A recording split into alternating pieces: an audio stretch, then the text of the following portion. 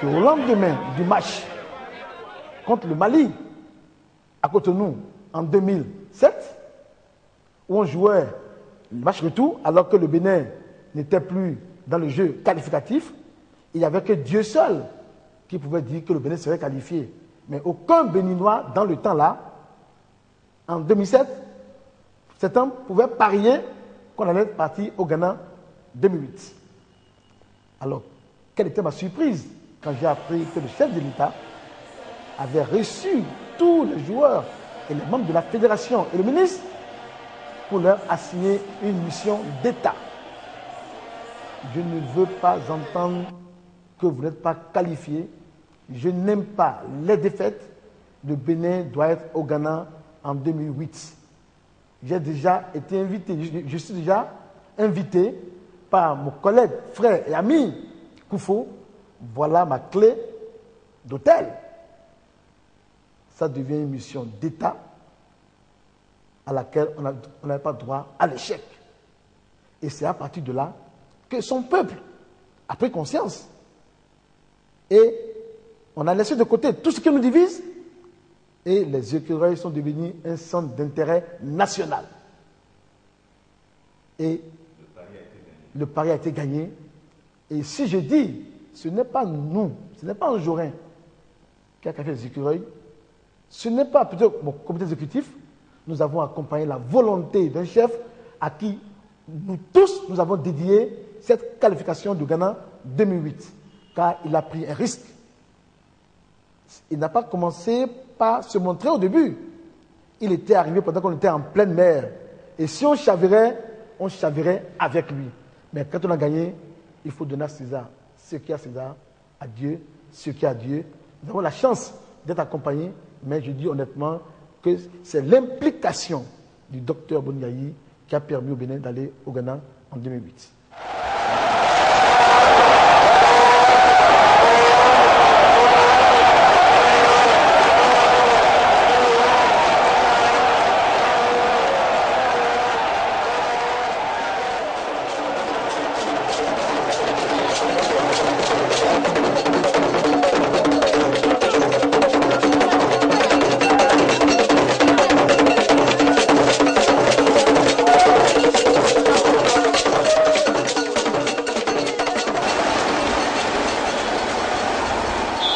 Un pays ne vit que si toutes les chances sont données au moindre village, à la moindre petite ville éloignée de ce qui s'appelle ou de ce qui se croit le centre. Et au fond, tout développement qui vise à redonner vie à l'ensemble d'une population, à l'ensemble de régions, à l'ensemble d'un pays, c'est une politique de décolonisation mentale qu'il nous faut mener et accomplir. Le voie que vous avez fait là, le voie nous plaît bien. Parce que dans notre centre là-bas, si il pleut, on ne trouve pas là qu'on va passer pour aller au marché. Si quelqu'un est là-bas, si la personne est malade, on ne peut pas trouver le moyen pour l'amener à l'hôpital. C'est à cause de ça. Maintenant, on a trouvé la voie et nous sommes contents de ça. Alors que nous avons trouvé la voie là, si quelqu'un a fait le coton, semble que maintenant on va déposer ça à Cotonou Centre. Et les véhicules peuvent aller là-bas pour ramasser du coton. Nous félicitons bien la évolution.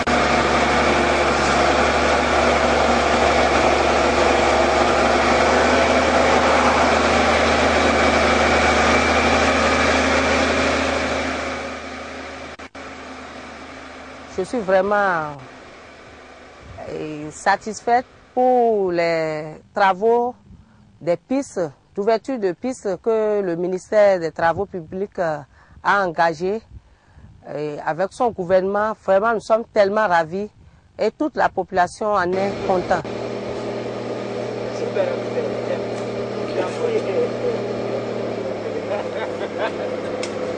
Vraiment, je suis très content, très content. Et comme on a eu la voie, et la voie qui peut nous aider, par exemple, si quelqu'un est malade, on peut envoyer, par exemple, l'ambulance peut venir vite, parce que la voie est bonne. pour prendre la personne vite.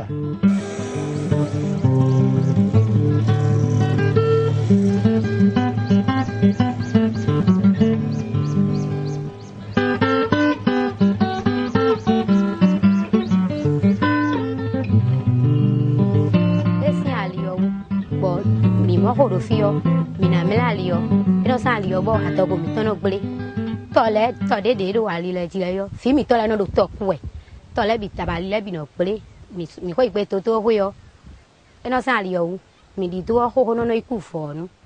Et la voie là, ça nous aide parce qu'on avait les cultures quoi. On cultive pendant la pluie. La voie n'est pas bonne pour traverser, pour venir prendre les vivres, c'est difficile.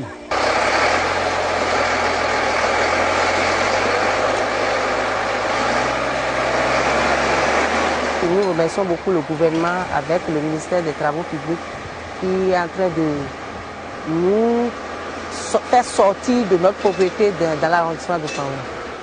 Si la pluie vient, il faut aller jusqu'à Kobri pour prendre l'engrais.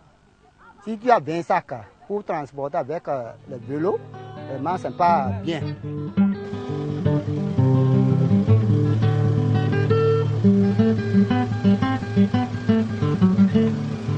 Nous sommes dans l'arrondissement de Paouin où nous avons 136 km environ à exécuter, qui sont déjà lancés pour être exécutés.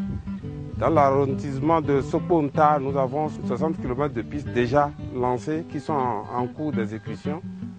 Et dans l'arrondissement de Dassa 1, nous avons déjà embrasé 30 km. Donc dans ce programme-là, c'est déjà les pistes qui sont déjà en cours.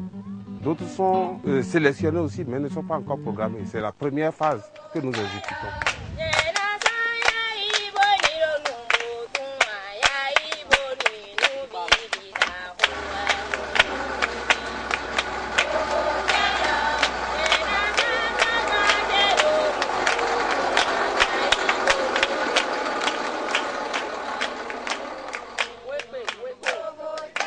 Nous sommes actuellement sur la piste de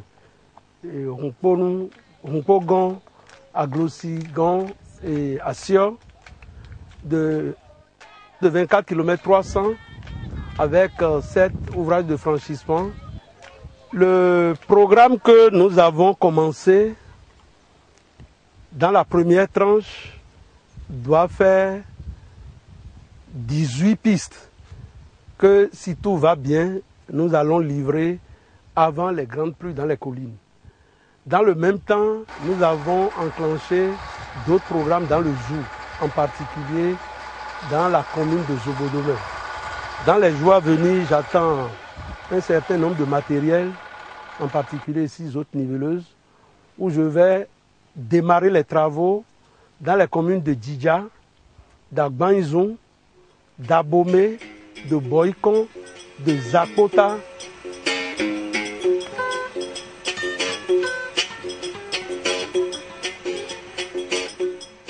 Vraiment, nous les demandons de toujours nous aider. On n'a pas les points d'eau, c'est des problèmes.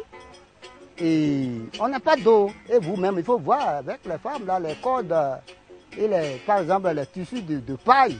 Et puis, on n'a pas de, qu'on appelle ça, le dispensaire ici. On est un peu loin de cela, au dispensaire. Et notre école, l'ancien bâtiment est foutu. Complètement, c'est bien foutu.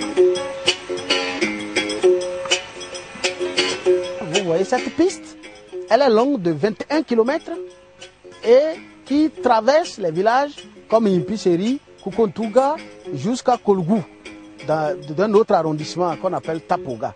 Alors cette piste a permis de désenclaver les localités qu'elle traverse et permet désormais aux populations de ces localités de se rendre au centre de la commune aisément pour avoir accès au centre de santé et au marché. Ça leur permet d'évacuer leurs produits